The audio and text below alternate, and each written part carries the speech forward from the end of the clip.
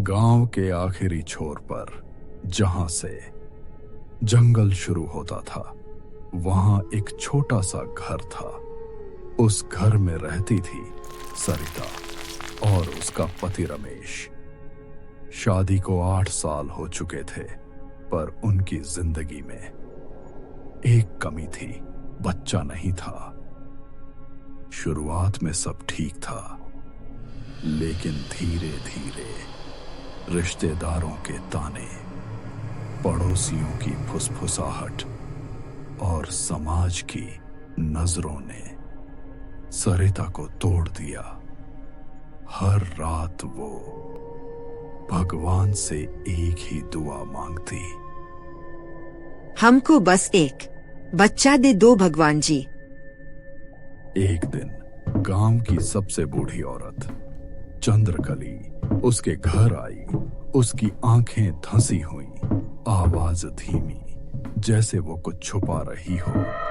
उसने सरिता के कान में फुसफुसाया, अगर सच में बच्चा चाहिए तो भगवान नहीं, जंगल वाला देगा। सरिता चौंक गई और घबराई आवाज, मैं कहा? कौन जंगल वाला? चंद्रकली ने बस जंगल की तरफ इशारा किया और कहा, अमावस्या की रात अकेले जाना, तभी वो मिलेगा। और ये कहकर वहां से चली गई।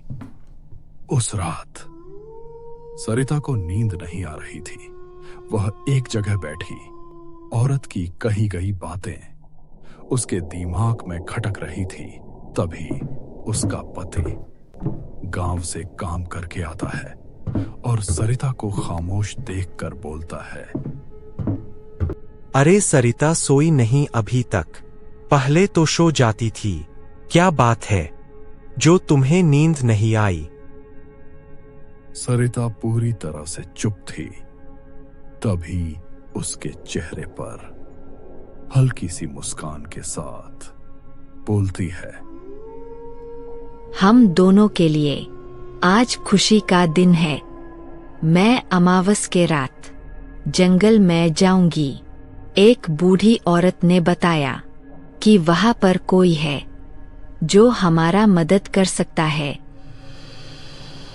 बातें सुनकर रमेश के चेहरे पर खुशी की लहर दौड़ जाती है, पर उसे पता नहीं था कि सरिता कितनी बड़ी मुसीबत अपने घर लाने की बात कर रही है।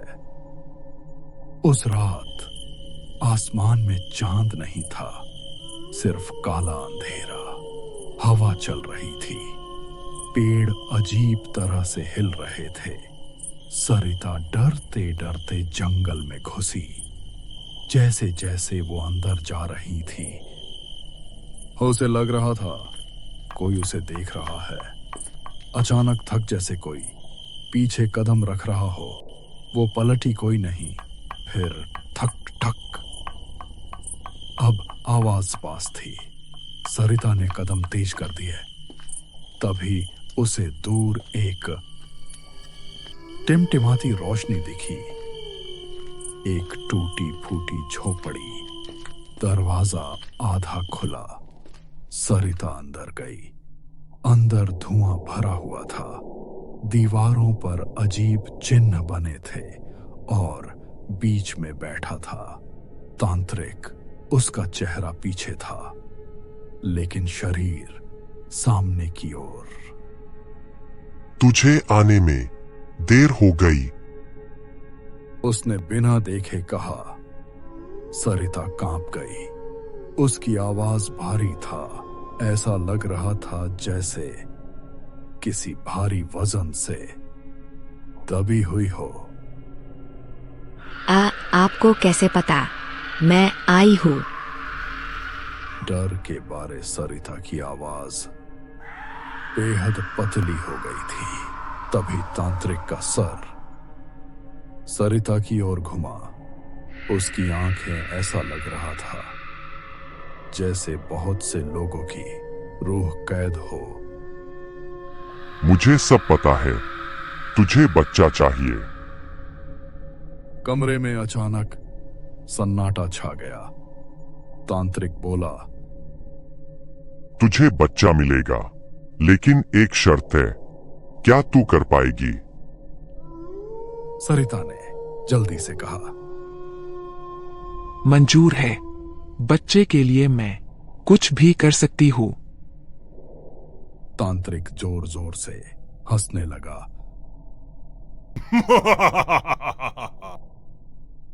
शर्त सुने बिना मंजूर कर रही हो, समाज की सताई हुई हो।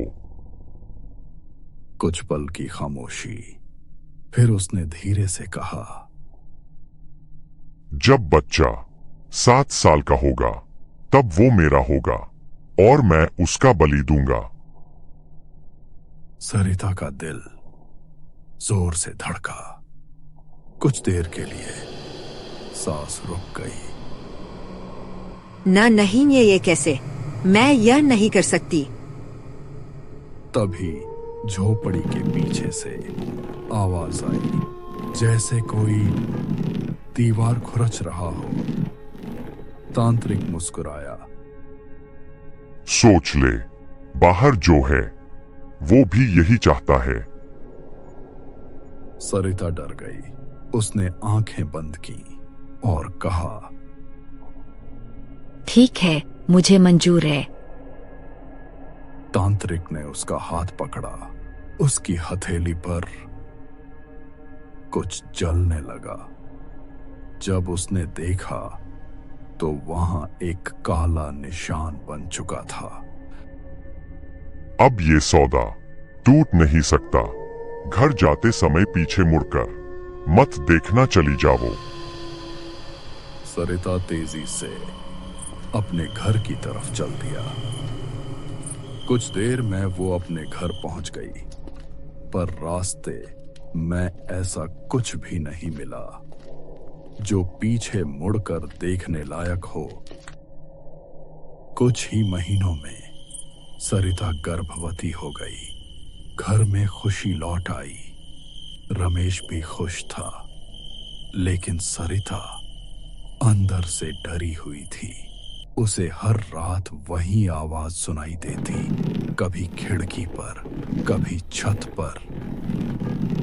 9 महीने बाद एक स्वस्थ बच्चे का जन्म हुआ। सब कुछ सामान्य लग रहा था, लेकिन जन्म के तीसरे दिन जब सब सो रहे थे, सरिता ने देखा पालने के पास एक काला साया खड़ा है। वो चीखी, लाइट जली, कोई नहीं था। जैसे जैसे आरव बड़ा होता गया, आहट भी बढ़ती गई। 3 साल की उम्र में आरव रात में उठकर दीवार की तरफ देखने लगता और मुस्कुराता। माँ, वो मुझे बुला रहा है। सरिता डर जाती और कांपती हुई बोलती, कक कौन बुला रहा है? आरव बस उंगली से कोने की तरफ इशारा करता, जहां कुछ भी नहीं था। एक दिन सरिता ने तय किया कि वो सच जानकर रहेगी। वो फिर से उसी झोपड़ी में गई, लेकिन वहां कुछ भी नहीं था।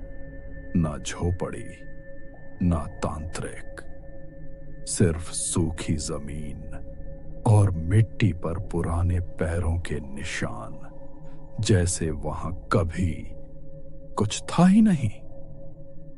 सरिता दौड़कर चंद्रकली के पास गई।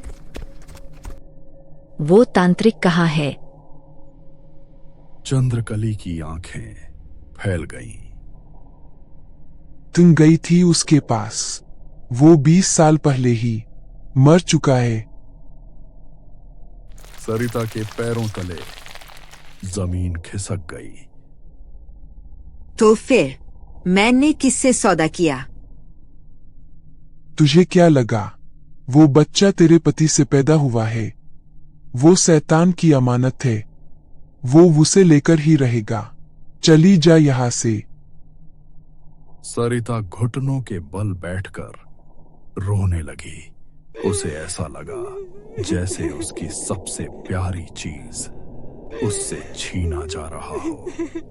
आंसू पोंछते हुए बोली, ठीक है, अब जो होगा देखा जाएगा, पर अपना बच्चा उसे नहीं दूंगी। समय बीतता गया और वो दिन आ गया। आरव का 7वां जन्मदिन। उस रात अचानक जमीन खुरचने की आवाज। इस बार आवाज हर जगह से आ रही थी, दीवारों से, छत से, जमीन से।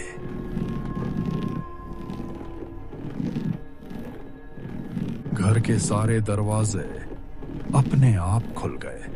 हवा तूफान बन गई और अंधेरे से वो काला साया बाहर आया। सरिता ने आरव को पकड़ा। मैं तुझे नहीं दूंगी, चला जा यहाँ से। तभी आरव ने उसकी तरफ देखा। उसकी आंखें पूरी सफेद हो चुकी थीं और वो बोला, माँ आपने ही तो मुझे दिया है। सरिता जम गई। तभी साया बोला, ये बच्चा कभी तेरा था ही नहीं, ये उस रात से ही हमारा था। अगली सुबह जब गांव वाले पहुंचे तो घर खाली था। दरवाजा खुला